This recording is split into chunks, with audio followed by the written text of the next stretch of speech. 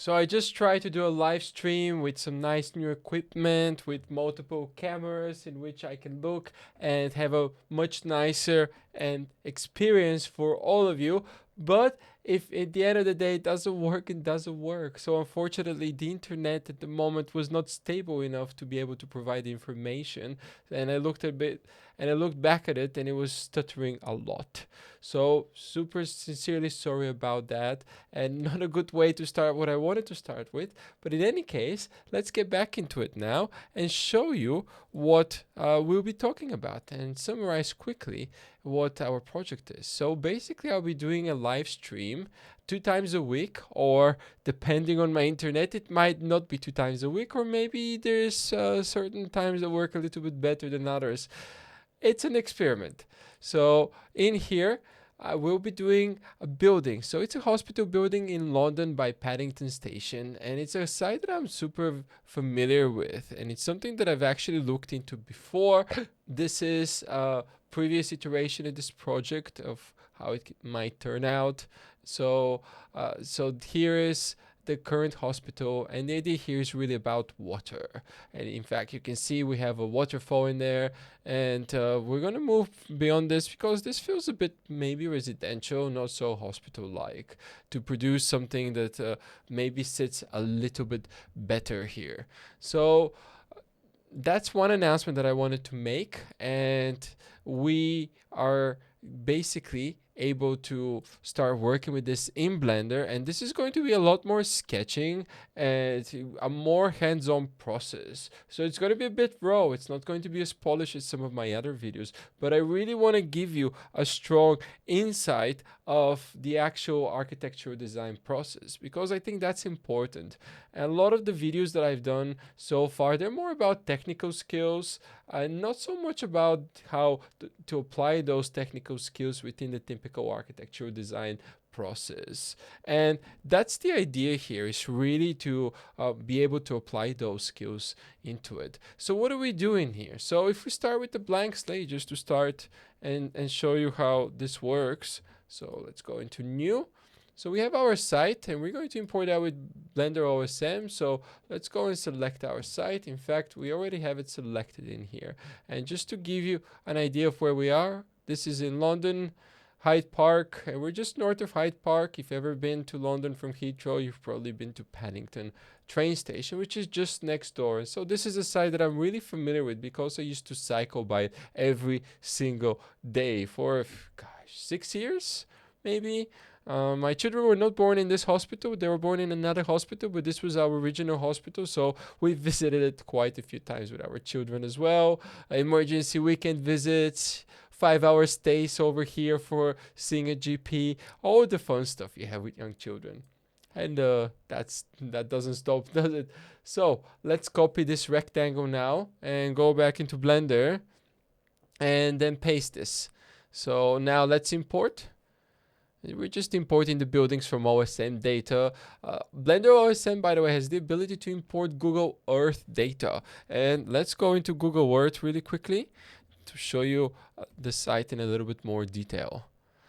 Because it's a really fantastic feature. However, I'm not going to use that for now because Google Earth, and if we go in there and zoom in, I really love flying in here. I'm using this with my 3D mouse, which I absolutely love, especially with Google Earth. Right, so this is our site over here. And you can see this is the existing hospital, which is old. In fact, penicillin was discovered here. This is Paddington train station, and this is called the Paddington Basin, which is beautiful water area. This used to be the edge of town, so this was all industrial, and now it's been master planned, and we have buildings by Rogers. We have it's a really beautiful experience being there, and I feel grateful to have been able to cycle through there so often. So this is the site. In fact, over here also there's a new building that's coming up, which is a new hospital building. It's going to be quite big and quite tall. So there's I mean, it's a mini city, this hospital, right? Because it's such an old context that it needs massive upgrades. This is the main hospital building, which is, I don't know if 60s or 70s. Horrible thing, which eventually will get moved out. And there are also already architects that are looking at this site for feasibility studies. Now, the way they're approaching that is very much inside out, looking at the program and seeing what can fit in there. What are the necessary requirements actually from the hospital? We are somehow lucky in this respect because we don't need to do that, and we can actually be a little bit more open about it and look at it more from an architectural perspective and what can provide a much better experience. So looking at here and looking at water and knowing how important water is for healing, for feeling better, whether it's ocean water, the waves crushing through on the beach, or whether it's by a stream or a fountain, it really has this rejuvenating effect for all people. So the idea behind this hospital is that we have some kind of waterfall that comes high from the building, and that serves in a way to help both patients and also the staff that works at the hospital feel a lot better. So that's really the driving force of this, and the whole way of situating the site and understanding how to split the site up is going to be based on that idea. So back onto our OSM site here. So here's the canal. This part here is representing the water. Here's the existing hospital, and here's our site. So with the site, the idea is to give as many people the ability to see the water, to see the waterfall as possible. So how are we going to do that? First off, let's clean up the site really quickly by selecting these blocks that are over here, which are existing on our site, and separating them into a separate object. So separate selection. So that's its own object now. So if we go back into object mode, we can select those and hide them. And let's do the same with some of these paths that we have by just deleting those vertices, and we have some other object here. Great, vertex and vertex. So now we have our blank slate that we can start with. That would be nice, wouldn't it? Just having a blank slate instead of some horrible context. Of course, I'm kidding. It's wonderful to have this kind of context, both historic and new, and it allows us to portray a much better architectural project into it. Great, so now let's go in here. We already have a plane, so I'm going to use that plane, scale it up by pressing S and then rotating it. And I already know, because I just live streamed this, or try to at least, not very well, to an angle that's 15.5 degrees. So that's the angle that we're going to use in here. So now let's go into local, and this is going to be our site footprint. So we understand the size that we're working with over here. So let's see where this goes. Now, Blender OSM is not the most accurate thing. We should probably go with a satellite at some point to make sure that this is more or less the right size. But for starting to work with it, it's absolutely fantastic, because you see we got this kind of context in there super quickly. Great, so now that's our site footprint. So let's call this footprint.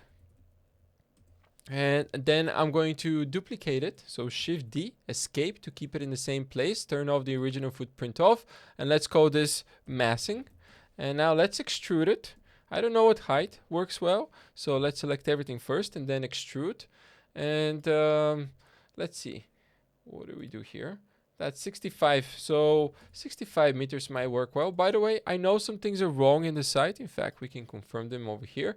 As you can see, those buildings are not that short as they're shown in this OSM context. Maybe I can go in there and change it. I've never edited an OSM map, so we need to drag them and make them a little bit higher. Luckily, the geometry is imported in such a way that the roofs are always the single plane, so it makes it really easy to bring the geometry in.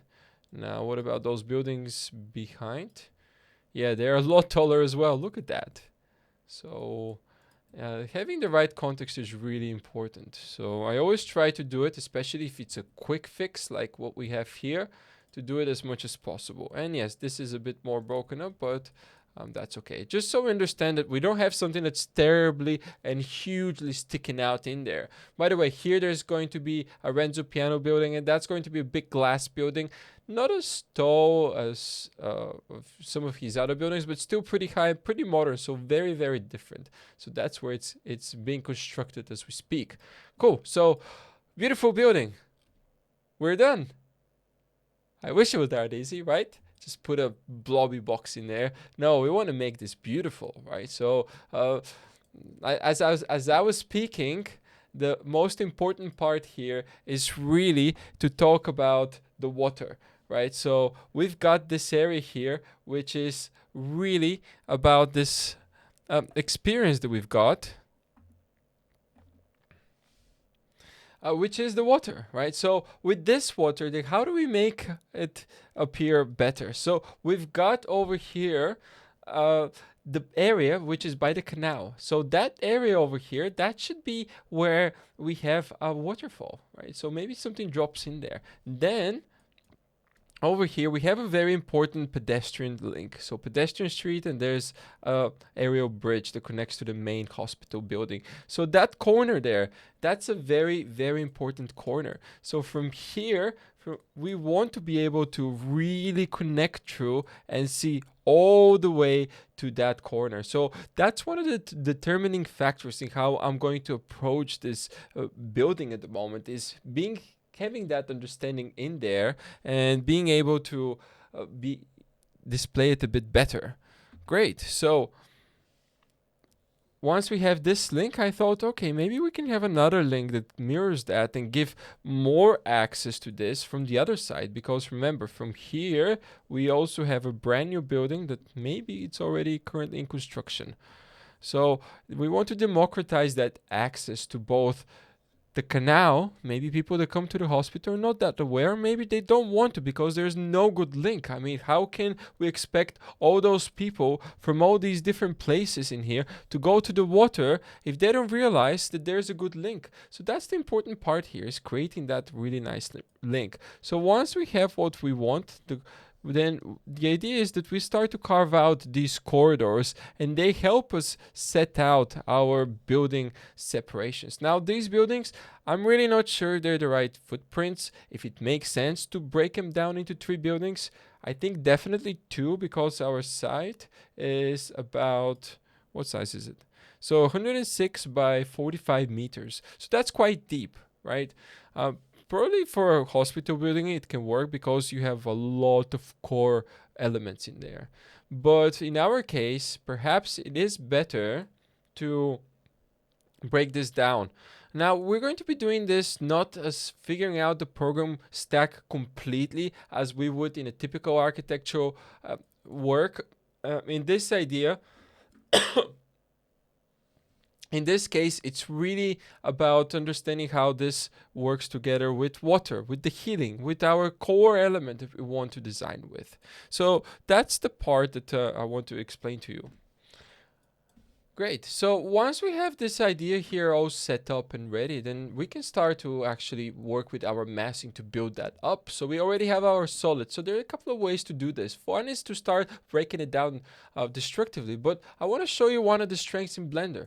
So let's create a new mesh, a new plane, scale it up and drag it, right? So we have something in here, and I'm going to move it a little bit further down. What I really love is that we can sketch in 3D space. That's just amazing. It's one of those wonderful things that happen when you're using Blender. Great. So let's scale this down and then go into edit mode, E, and grab everything and then extrude it up. So that's going to be a Boolean. So we're going to delete that, right? So it's very important though that we edit this, modify it in object mode, the rotation, which I did not do. So let's undo a couple of steps.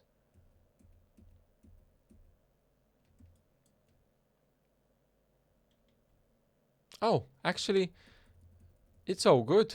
The problem is that it's not been rotated to the side yet. So if we do 15.5, that should be exactly aligned. Great. So we have this. What about the width? It should probably be something around 8. In fact, let me just turn these off a little bit. Our annotations, so we see a little bit better with what we're modeling. And now let's rotate it. First, I like to be a bit more precise, and it's very easy to be precise with Blender. In fact, it's probably easier than you might imagine it. And that's why I like to show how easy it is. Right. So back into it. So how do we be super precise? So 15.5 degrees plus, and let's say 30 degrees. And there we are. Or in our case, let's do now minus 60 degrees because I wanted to rotate the other way. So that's a good starting point. And now I'm going to duplicate this, Shift D, and then rotate. And let's say, what do we want? Minus 60. So that goes the other way. So I'm pressing R and then typing 60. Let's rename these to bool. And let's rename this thing to bool as well.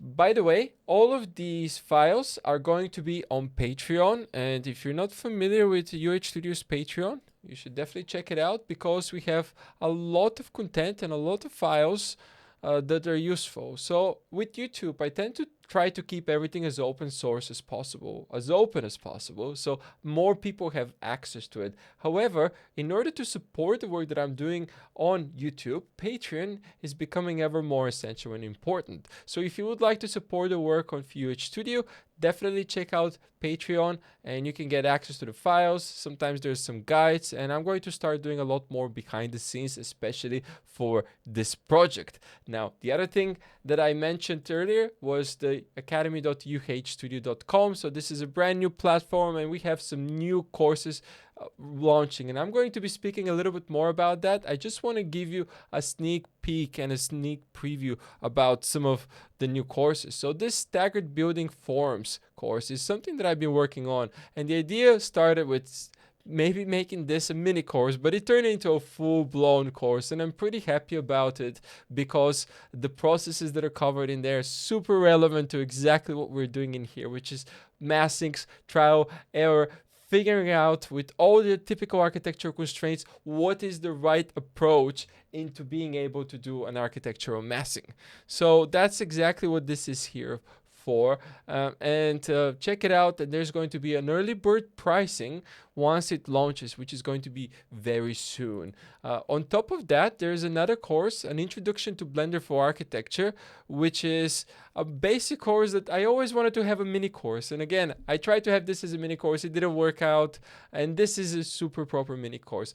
If you've been following my work on YouTube, you might already know a lot of the things that are mentioned in here. But because it covers, as you can see, a fairly basic volume, but we also go into the architectural modeling on the inside. And of course, stepping into some of the procedural. It's also an easy foray into starting with Blender because it's very affordably priced. Right, so definitely check out academy.uhstudio.com, and all the old links, they're still going to work. They're just going to point in this direction now. So great, so Patreon, UH Studio, and now let's get back to our project over here. So that's where these files are going to be posted, basically, is on Patreon. Great, so now that we have our little Boolean elements over here and they're renamed, let's select both of them, go into object mode, and then let's go all the way down to viewport display as wire. But if we press and hold out and then press wire, it should do it to both of them, which it did. Great, now let's go back into our massing, add Boolean, and you know what we're gonna do? Let's create a collection and just call that collection booleans bool. Now let's put these in there. So instead of doing multiple Boolean modifiers of our massing, we can do just the collection. So type collection and let's call Boolean and difference. And that's not working.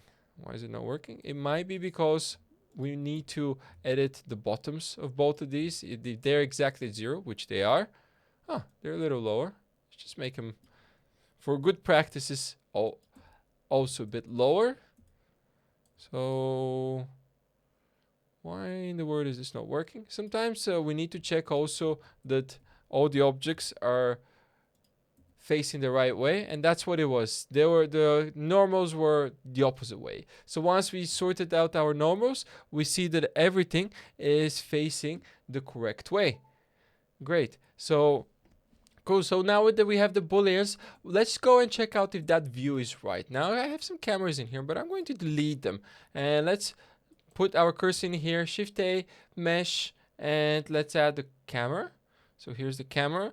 And now let's rotate it 90 degrees so we make sure that it looks the right way. And what I like to do is open another view so we look exactly at what the camera is doing. So let's make this camera the active one, get it out of the Boolean collection.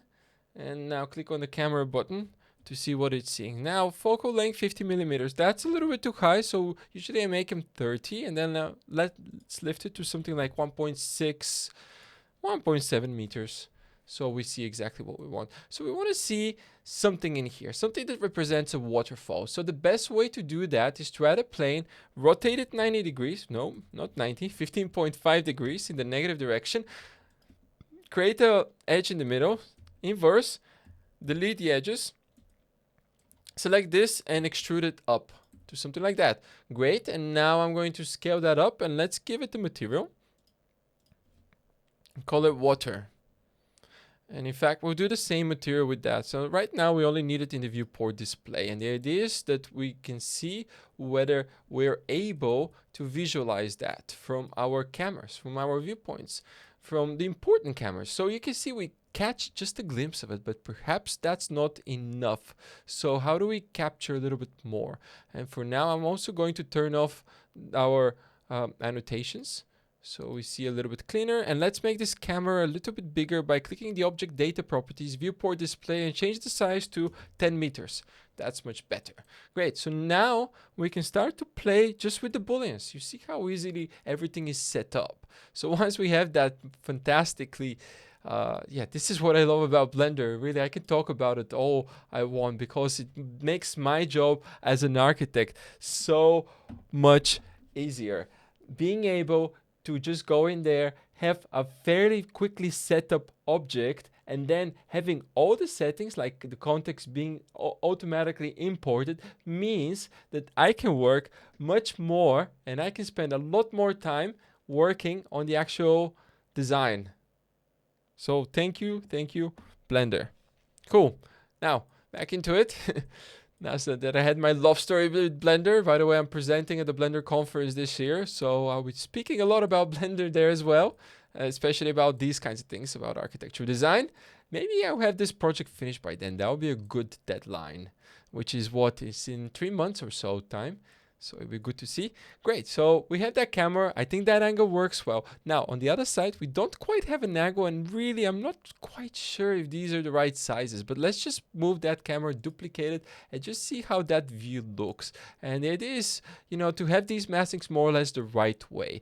Now, as I started showing in the sketch, we have to work out the grid, we have to work out quite a few things, and the maskings a little bit further. But this is a good starting point, and this is going to be a series that I'm going to try to live stream, depending on my internet connection, twice a week for quite a while. So I really want to show you the depths of the architectural design process and how essential Blender has become into this.